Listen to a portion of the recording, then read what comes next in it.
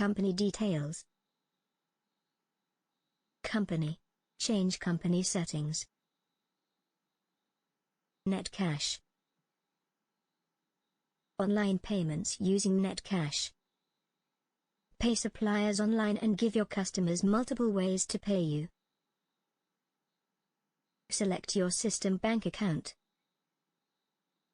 You can set a Netcash account by clicking the link Set up my Netcash account. Online payments using Netcash. Pay suppliers online and give your customers multiple ways to pay you. Select your bank account.